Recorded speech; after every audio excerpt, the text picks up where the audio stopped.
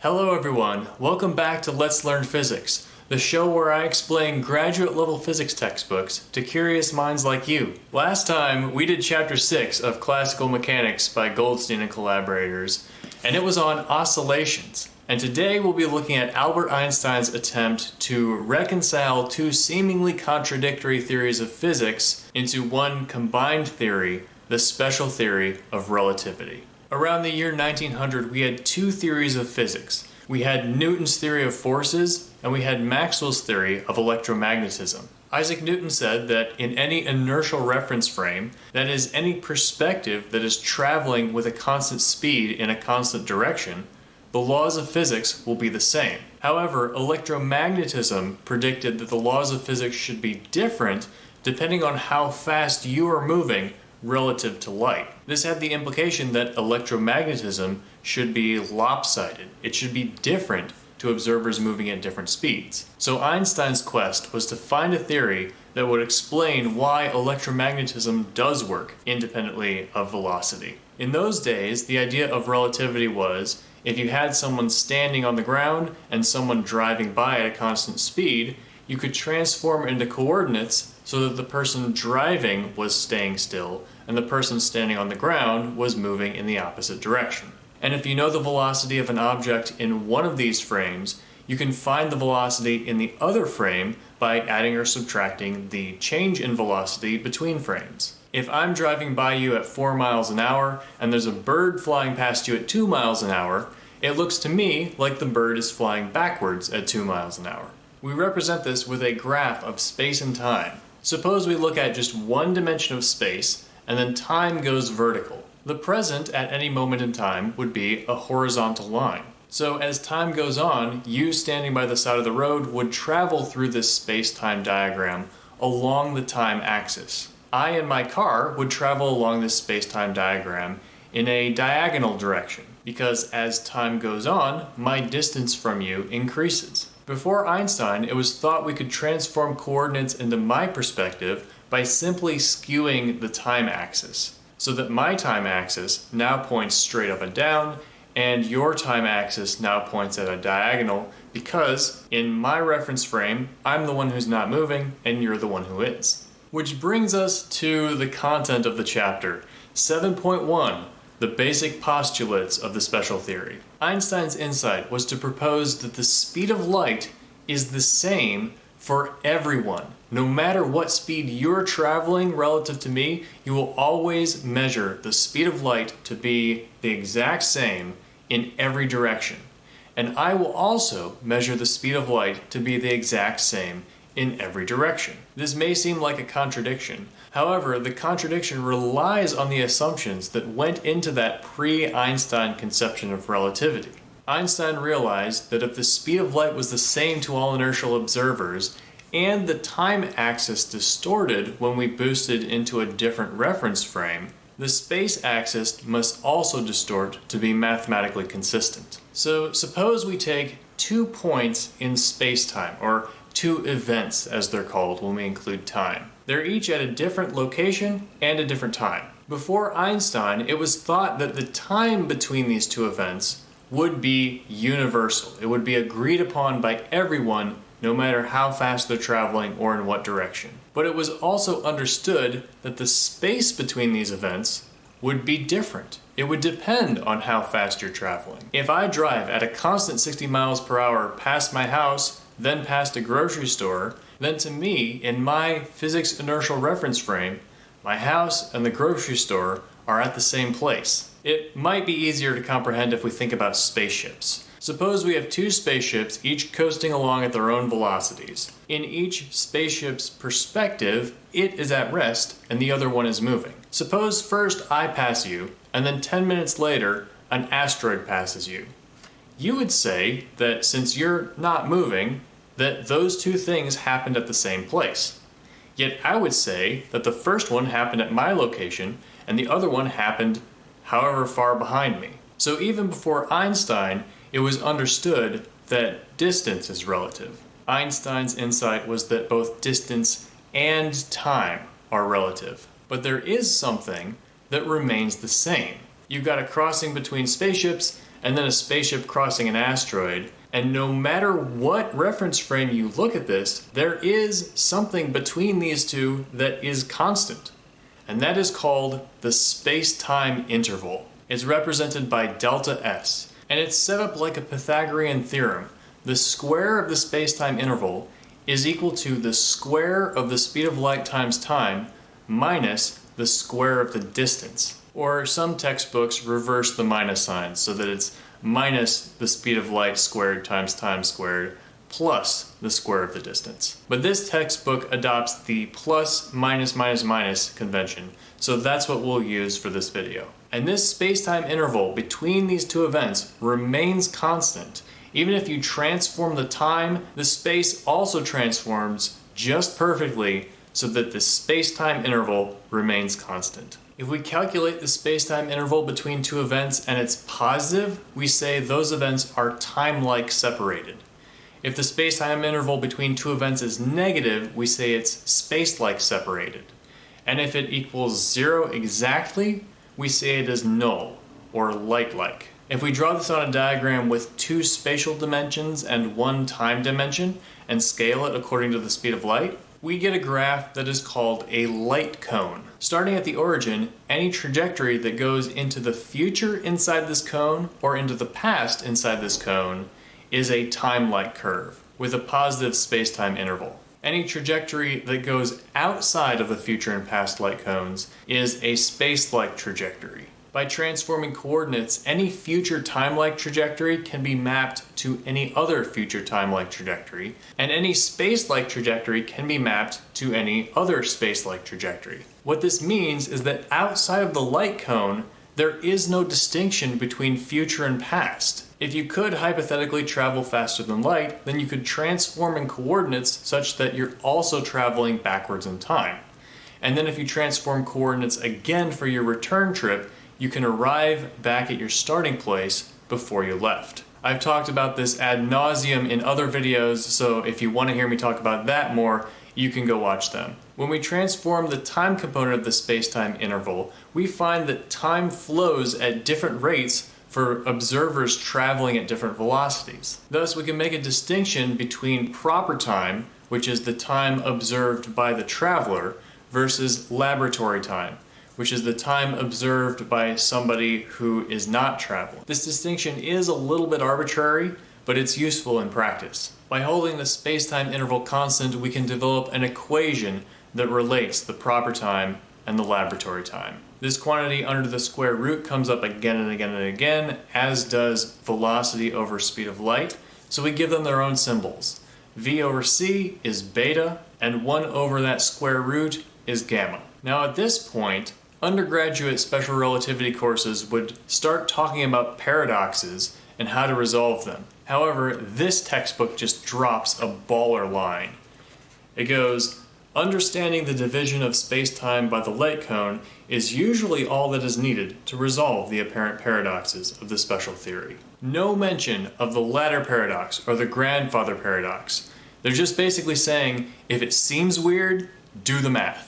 Section 7.2 is about Lorentz transformations. This is how we can transform coordinates between different inertial reference frames. If we have 2 reference frames with coordinate systems that have the same origin, we can say that distance transforms like this, time transforms like this, and we can put it all together in a matrix, because at this point in physics we love our matrices. This is an example matrix for a boost in one direction. Section 7.3 is velocity addition and Thomas precession. All Lorentz transformations can be represented as a boost plus a rotation. And because it's a matrix, order matters. The chapter goes through some lengthy math to prove that if you boost relativistically in different directions until you've traveled in a circle, even though you have not rotated a single time, you will end up with a net rotation. The way I think of this is if you're traveling along a circle at relativistic speeds, the circumference of that circle is length contracted.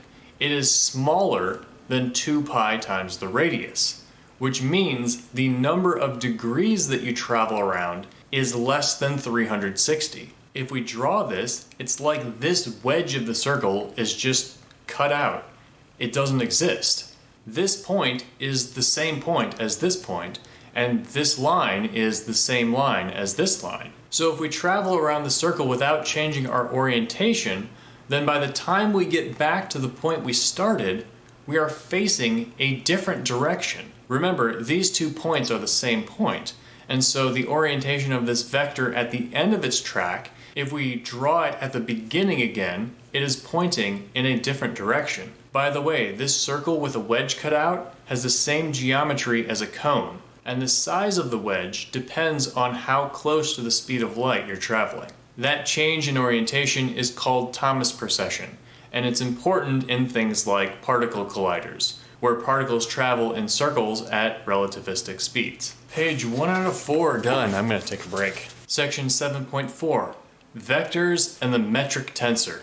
That's right, we're going to learn about one of the most useful ideas in theoretical physics, the metric tensor. In the first section, we introduced the idea of the space-time interval squared. That is the square of a vector with 4 slots, 3 for space and 1 for time. And it is invariant. So one of the goals of special relativity is to re-represent all of our 3-dimensional vectors, like force, momentum, and velocity, into 4-dimensional 4 vectors, or space-time vectors. And for these 4-dimensional vectors to have invariant scalar products. That is, to be able to multiply them by themselves to end up with something that does not change when we change reference frames. The first instance that college students learn about how to multiply vectors together to get a scalar is called the dot product. The dot product is a special case of a more general idea called the scalar product. It turns out there are many ways to multiply components of vectors together to get scalars. The space-time interval is one way to multiply the 4 vector of position by itself. The position 4 vector has 4 coordinates, x, y, z, and time, scaled by the speed of light. The space-time interval is a scalar product of the space 4 vector, but it's not the dot product, because the space portion of the vector is subtracted instead of added. To determine how we're supposed to multiply the components together, we introduce something called the metric tensor. It means when you're multiplying a vector by itself to get a scalar, you square the time term and then subtract the squares of the space terms. 1 minus 1 minus 1 minus 1. And the fact that there are zeros everywhere else means you don't mix the components. You don't multiply an x by a y. With this, we can write the scalar product as a product of tensors. Remember, when an index is repeated, we're summing over it. So this is one way of representing a matrix times a vector times another vector to get a scalar. In 3 Euclidean dimensions, the metric tensor for the dot product is the identity matrix, 1, 1, 1. This means multiply the x's, multiply the y's, multiply the z's, and add them together. We use Latin indices to represent tensors with 3 indices of just space, and Greek letters to represent indices of 4-dimensional space-time vectors and tensors. Our next step is to try to represent velocity and momentum as 4 vectors instead of 3 vectors. That is, velocity and momentum also have a time component in addition to the 3 spatial components that we know from high school physics. To construct the time component of the velocity, we put it into our scalar product equation and require that the result be equal to the speed of light squared. Now, even the space components of the velocity vector are not just the ordinary velocity, because now we know through transformation that you don't simply add velocities in special relativity anymore. A transformed velocity is equal to gamma times the velocity, and the time component ends up being gamma times the speed of light. This gives the result that anytime we take the scalar product of any velocity, we get the speed of light squared. So if you've heard people say you're always traveling at the speed of light, it's just most of that speed is traveling through time, this is what they mean. For momentum, we look at the non-relativistic equation, momentum equals mass times velocity, and say for relativistic momentum, why don't we have momentum equal mass times relativistic velocity? And we can do that for every term in the vector. That results in the time component of momentum being the energy divided by the speed of light. which with some algebra gives us the famous equation E equals mc squared, or actually E squared is equal to m squared c to the fourth plus p squared c squared. But when the momentum is very small, E equals mc squared. So we can take the square root and then say the kinetic energy is equal to this quantity minus mc squared. Section 7.5 is called one-forms and tensors. Now this is just a math section, so I'll be very brief on it. The idea is if we don't want to write g mu nu u mu u nu over and over again, we can say that the metric tensor multiplied by a vector is another vector with a lower index, which is called a one-form, or a covariant vector. Vectors, as we're familiar with them, are called contravariant vectors. A contravariant vector has an upper index, a covariant vector has a lower index.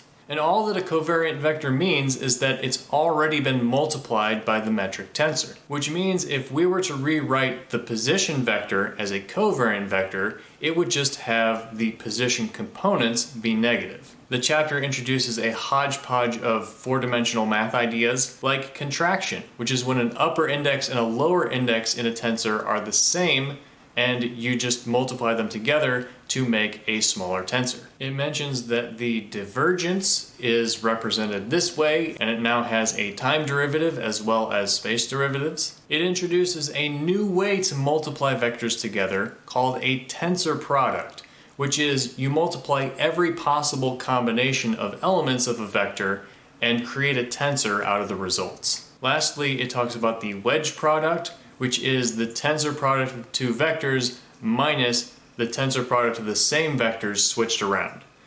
What this means physically, I haven't developed an intuition for yet, but apparently it's useful. Section 7.6, Forces in Special Relativity.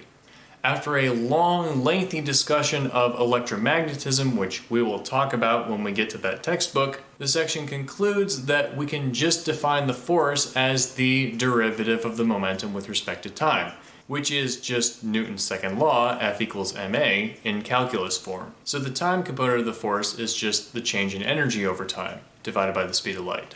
As for the spatial components, they're no longer just mass times acceleration, but gamma times mass times acceleration. And this quantity gamma m is sometimes called the relativistic mass, which increases the closer an object gets to the speed of light. 7.7 is collisions and many particle systems. So as a reminder, energy and momentum are individually conserved within reference frames, but the momentum 4 vector describing energy and momentum is invariant between reference frames. So how can we analyze systems with many particles? We can use the center of momentum frame. That is the frame of reference in which the position momentum of all the particles cancels out. And so the momentum 4 vector is just energy over the speed of light. And we label this energy E prime, because remember, this is only the system's energy in this reference frame. In the center of momentum frame, the system of particles behaves like a single object with a mass given by E prime equals mc squared. The chapter calculates the total energy for a two-particle system where one of them is stationary. This is fairly easy given the math we've talked about already. And we discover that the mass of the two-particle system is greater than the sum of the individual masses. In special relativity, kinetic energy adds mass. Because of this, particle colliders accelerate particles in opposite directions so that they collide head-on, rather than accelerating a single particle to hit a stationary target,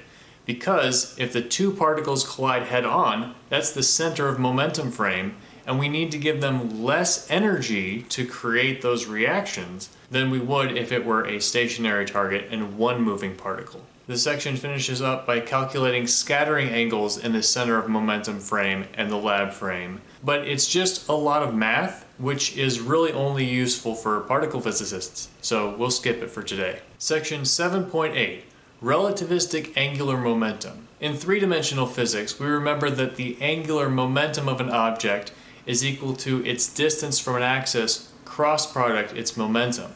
And the torque on an object is equal to its distance from the axis cross product the force. In four vectors, cross products become wedged products. So the angular momentum is the position vector wedge the momentum, and the torque is the position wedge the force. And for whatever reason, this chapter assigns angular momentum the letter M and torque the letter N. Geez, can't they just stick to one thing? Both angular momentum and torque are rank 2 tensors. That means they can be represented by square matrices. And the equations of motion are adapted from Newtonian equations of motion. The derivative of momentum over time is equal to the torque. And that's true for all the components in the tensors, so this is really 16 equations. And what's convenient about this is that in many particle systems, the angular momentum just adds up. We don't have to do any fancy gamma multiplication or anything like that. We just add them together. Section 7.9 is called the Lagrangian formulation of relativistic mechanics.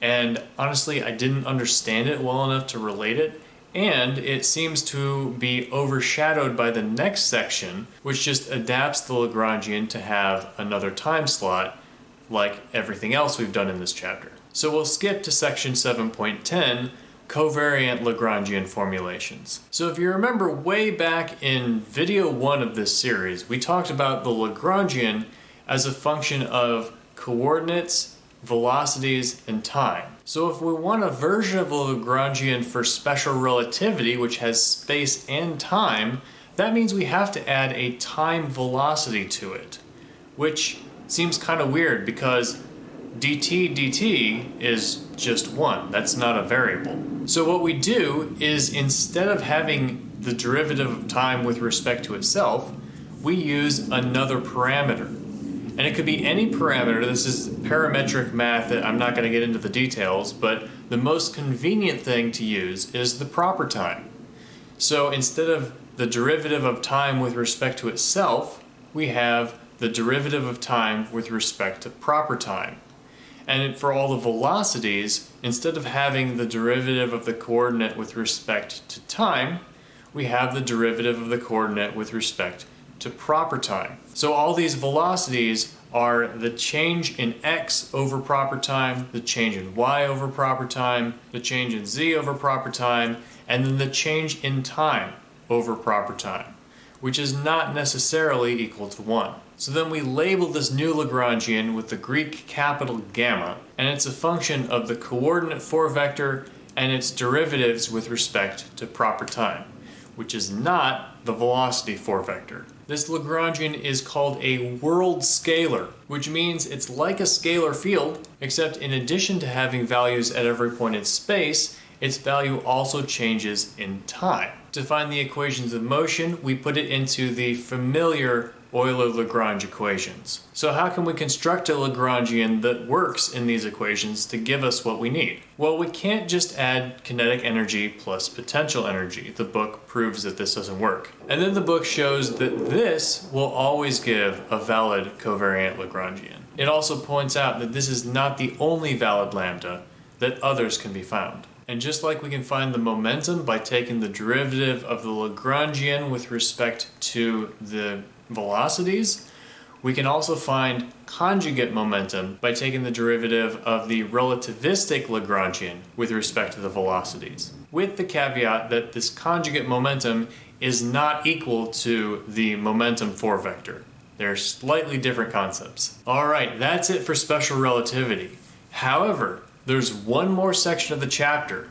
7.11 is Intro to General Relativity. Now, you may know of general relativity as Einstein's theory of gravity and space-time. What you may not know is how exactly it is a continuation of the process that led Einstein to invent special relativity. Special relativity was meant as a theory of physics that worked for all inertial reference frames. The motivating force behind general relativity is to find a theory of physics that works in all reference frames, inertial or not. This means general relativity works even for accelerating reference frames. Acceleration and gravity can both be represented as curved space. The implications of general relativity are summed up in the phrase, matter tells spacetime how to bend, Space-time tells matter how to move. The general relativity version of Newton's first law is, in the absence of outside forces, excluding gravity, objects will travel along geodesics. A geodesic is the straightest path between 2 points. In Euclidean space, the 3D space that we all know and love, a geodesic is a straight line. In Euclidean space, if 2 straight lines are parallel, they will remain parallel forever. They will never diverge or cross. In curved space, parallel geodesics can cross or can diverge. The simplest example is the surface of a sphere, like the Earth. Suppose you and I start 10 miles away from each other at the equator and we both travel due north.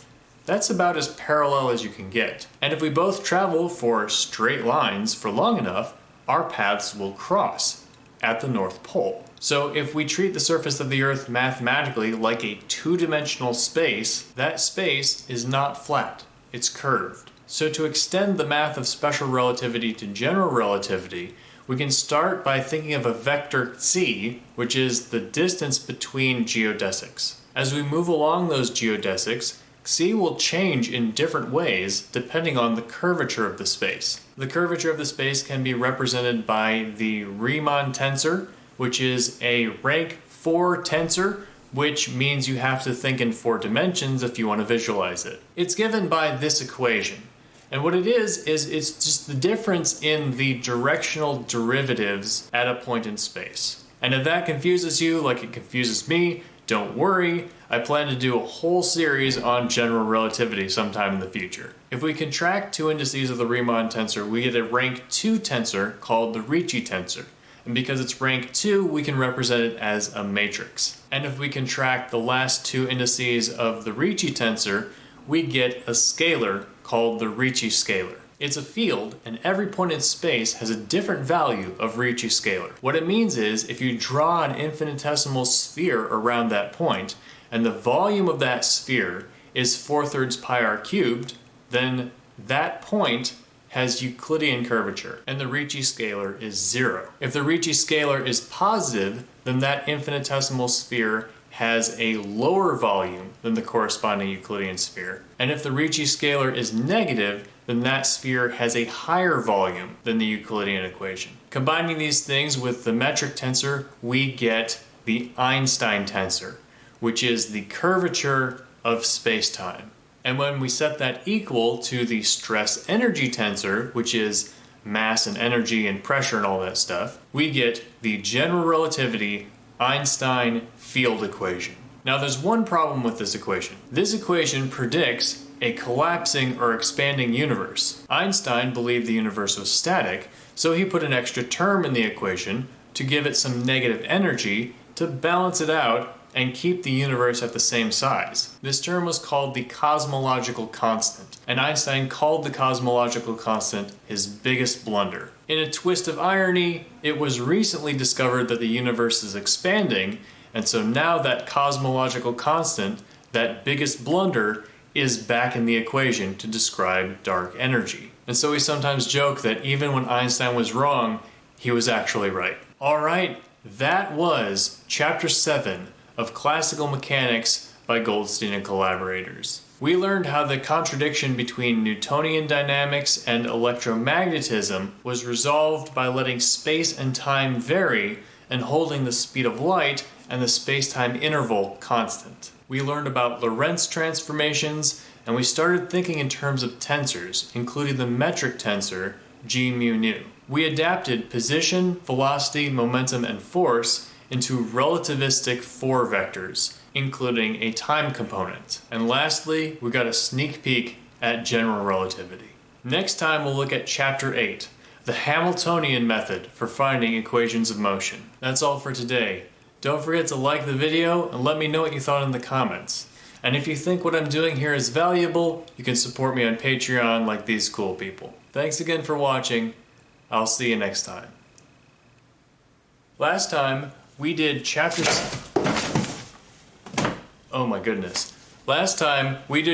6 of Classical Mechanics